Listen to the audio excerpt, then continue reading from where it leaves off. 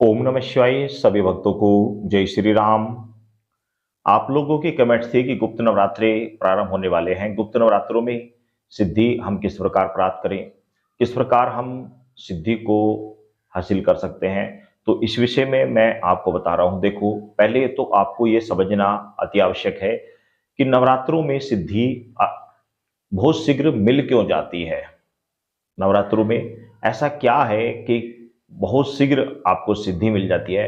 देखो, ऐसा होता है, नवरात्रि होते ही माँ भगवती के दिन होते हैं और बड़े ही पावन दिन होते हैं, बड़े ही शुभ दिन होते हैं। और इस समय शक्तियां जागृत रहती हैं। जागृत का मतलब यह है कि इस समय चारों ओर माँ भगवती की पूजा की जाती है। चारों ओर गुप्त नवरात्रों में तांत्रिक लोग 10 महाविद्याओं में से किसी न किसी शक्ति की आराधना करते हैं। तो इस समय शक्तियां जागृत अवस्था में होती है। ऐसा ये ऐसा समय होता है, इस समय में माँ भगवती का ये समय होता है विशेष रूप से। तो माँ भगवती इस समय जागृत रूप में रहती है और इस समय किया गया जब तब कई गुना ज्यादा बढ़कर मिलता है। इसी प्रकार आप जिस भी देवी देवता की सिद्धि करना चाहते हैं तो वह आपको बढ़कर मिलती है।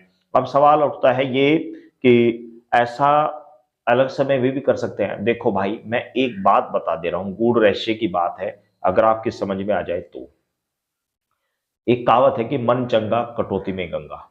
यदि आपकी श्रद्धा है, जिस भी देवी देवता में आपकी श्रद्धा है, आपका मन है, विश्वास है और लगन है, तो आप बिना नवरात्रि के भी सिद्धि प्राप्त कर सकते हैं। और यदि आपके अंदर लगन नहीं है तो आप चाहे नवरात्रि ले लें या बड़ा सा बड़ा कोई त्योहार ले लें, उसमें भी आपको सिद्धि प्राप्त नहीं हो सकती। ये सब चीजें होती हैं लगन, श्रद्धा, विश्वास के ऊपर। और अब सवाल आता है कि थर्ड आई ओपन नवरात्र में कैसे की जाती है। तो भाई देखो, तरीके मैंने बहुत सारे बताए हुए हैं, उन तरीकों को आप फॉलो करें। लेकिन हर किसी को ये चीजें प्राप्त नहीं होती, हर किसी को सिद्धियां प्राप्त नहीं होती, हर किसी को थर्ड आई ओपन नहीं होती। कोई हजारों में कोई एक व्यक्ति होता है जिसके पास सिद्धियां होती हैं, हजारों में कोई एक ऐसा व्यक्ति होता है जिसके पास थर्ड आई ओपन होती है। लेकिन यदि आप श्रद्धा विश्वास के साथ कोई कार्य करते हैं तो आपको सफलता भी अवश्य प्राप्त होती है। गुप्त नवरात्रों में पूजा का फल कई गुना ज्यादा बढ़कर मिल जाता है। जैसे कि आप हर 10 दिन में जो पूजा करनी थी, वह गुप्त नवरात्रों में एक दिन की पूजा करने से आपको 10 दिन के पूजा करने के फल के बराबर आपको फल मिल जाता है। इसी प्रकार गुप्त नवरात्रों में पाप कर्म भी करने से कई गुना ज्यादा पाप कर्म भी बढ़ जाता है। तो इसलिए गुप्त नवरात्रों में या नवरात्रों में पाप कर्म से भी हमेशा बचना चाहिए, अच्छे कर्म करने चाहिए। अब आती है बात कि सिद्धि हमें कैसे करनी चाहिए। देखो, इसके लिए माँ भगवती की आप चौकी लगा लीजिए। चौकी लगाने के बाद 10 महाविद्याओं में जिसके प्रति आपकी श्रद्धा है, उसकी आप आराधना करें। वस्तुतः मैं आपको बता देता हूँ, सबसे ज्यादा जो पूजा की जाती है वो की जाती है दक्षिणेश्वरी माता महाकाली की। दक्षिणेश्वरी माता महाकाली की इस गुप्त नवरात्र में आराधना की जाती है। अब उसके लिए करना क्या होता है, मैंने आपको पहले बताया कि श्रद्धा, विश्वास और लगन, निष्ठा के साथ जब आप उनका जाप करते हैं, उनका ध्यान करते हैं, आपने चौकी लगा ली, कलश स्थापन कर लिया, उसके बाद में ज्यादा आडंबर, देवता आडंबर नहीं मानते, देवता मानते हैं प्रेम को, देवता मानते हैं भाव को। आपके पास फल है, ठीक है, नहीं है तो भी कोई बात नहीं, आपके पास श्रद्धा होना चाहिए। आप बैठकर माँ भगवती का ध्यान करते हुए, उनके चरणों का ध्यान करते, मंत्रों का जाप करें। ज्यादा से ज्यादा मंत्रों का जाप करें। जितना आप ज्यादा से ज्यादा मंत्रों का जाप करेंगे, आपको अपने अंदर ऊर्जा ऑटोमेटिक ही महसूस देगी। अब आपने चौकी लगा ली, फल फ्रूट रख लिए और ड्राई फ्रूट्स रख लिए और अच्छे अच्छे सुगंधित आपने वहां पर पेयजल रख लिए, सुगंधित आपने जूस रख लिए, सुगंधित आपने फूल मालाएं या सुगंधित आपने धूप दीप जला दी, लेकिन भाव आपका नहीं है, तो भाई ऐसी स्थिति में सिद्धियां प्राप्त नहीं होती। मैं जो बात कह रहा हूं थोड़ी कह रहा हूं, बड़ी समझिए आप। ये सब चीजें भाव के ऊपर डिपेंड होती हैं। आपने चौकी जैसे आपके पास लगी, जैसे आपकी व्यवस्था, वैसे आपने माता को स्थान दे दिया। उसके बाद आपने जो भी मंत्र आपने जपना है उसका लंबे समय तक जाप करिए। अब आप कहेंगे कि गुरुजी हमें तो कुछ पता ही नहीं, हम कौन से मंत्र का जपे। तो भाई मैं आपको बता दे रहा हूं, इस स्थिति में नवाण मंत्र जपना चाहिए।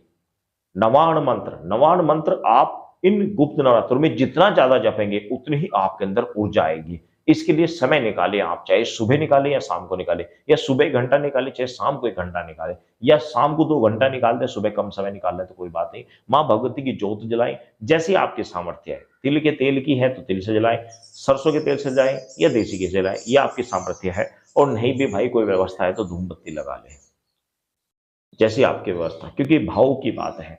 आप भगवती को, माँ भगवती को, माता भगवती को भाव से जो चढ़ाओगे माता स्वीकार करती है। बिना भाव के तो आप उन्हें कितना भी चढ़ाते रहो, उसका कोई महत्व नहीं है। आपके अंदर भाव होना चाहिए।